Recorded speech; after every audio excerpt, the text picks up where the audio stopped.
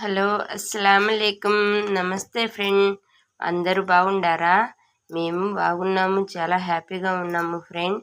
ఈ పూట నేను జొన్న అన్నం ఉండబోతున్నాను. అంటే జొన్న సంగటి అంటారు వీటిని. మనము 1-2 సార్లు శుభ్రంగా కడిగి ఎండకి ఆరబెట్టుకొని మర్రకు పెట్టిస్తే ఇలా నూకలా వచ్చింది. దీనిలో మనకు పొట్టు తీయకుండా ఉన్నాయి కాబట్టి మనకు మంచి పీచు పదార్థం దొరికింది అన్నమాట. దీనివల్ల మనకు అన్ని లాభాలే. చూడండి నాన్న, ఎసురు ఇలా మరుగుతుంది కదా, మరిగే వాటిల్లో మనం ఒక గంటకు ముందు నానబెట్టుకోవచ్చు, లేదు మనకు కుదరకపోతే డైరెక్ట్గానైనా వేసుకోవచ్చు. ఇలా వాటిలో కలిపి వేసుకోవాలి. చూడండి నాన్న, ఆ ఎసురులో మనము ఆ నూకలు వేసాము కదా, జొన్న నూకలు వేసిన తర్వాత మనం అలా వదిలిపెట్టకూడదు. కొంచెంగా కలగి తిప్పుతూ ఉండాలి. కొంచెం ఇలా కొలగ తిప్పితే మనకు అడుగంటకుండా ఉంటుంది.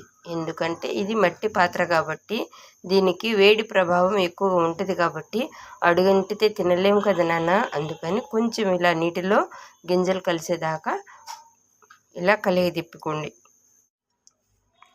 చూడండి నాన్న, మన జొన్నన్నం రెడీ అయిపోయింది.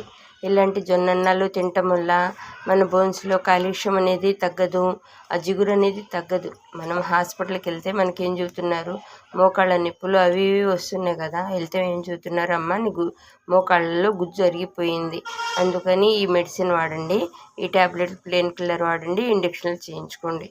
అవును కదమ్మా. అలా లేకుండా మన పూర్వీకులు ఇలాంటి అన్నాలు తిన్నారు, ఇలాంటి రెమెడీలు చేసుకున్నారు కాబట్టి వాళ్ళు అవేంటో అసలు వాళ్ళకి తెలియదు. హాస్పిటల్ జోలికి వెళ్ళేవాళ్ళే కాదు కదా. అందుకని మన పూర్వీకులు ఎలా చేసుకున్నారో అలా చేసుకుందాము. షుగర్ వచ్చిన తర్వాత మనం తినాలంటే షుగర్ వచ్చేటప్పుడు మనకు కొంచెం ఏజ్ దాటి చిన్న ఏజ్లో కూడా వస్తుంది. ఆ టైంలో తినే కన్నా అది రాకముందే మనం జాగ్రత్త పడితే బాగుంటుంది నాన్న. మనం రైస్ వండినప్పుడు మీరు గరిటెతో ఇలా తీసి చూడండి, ఇలా జారుగా ఇలా జిగురుగా ఉంటుందేమో చూడండి. ఉండదు, అది పొడిలాడుతూనే ఉంటుంది, కానీ నోటికి టేస్ట్గా ఉంటుంది. మనకు వైట్ కలర్లానే మన బాడీ మీద పనిచేసిద్ది. ఎందుకంటే మనకు రక్తంలో కలిసేది ఫస్ట్ పాలు, షుగరు, రక్తంలో కలిసేది వైట్ రైస్, వైట్ షుగర్, ఇలాంటివి. అందుకని మనం రైస్ని అవాయిడ్ చేయమని చెప్పటం లేదు, కాకపోతే కొంచెం 1 కప్పుగా రైస్ తీసుకోండి, 1 కప్పు జొన్నన్నం తీసుకోండి. రైస్ మనకు తొందరగా అరిగిద్ది, జొన్నన్నము లేటుగా అరిగిద్ది.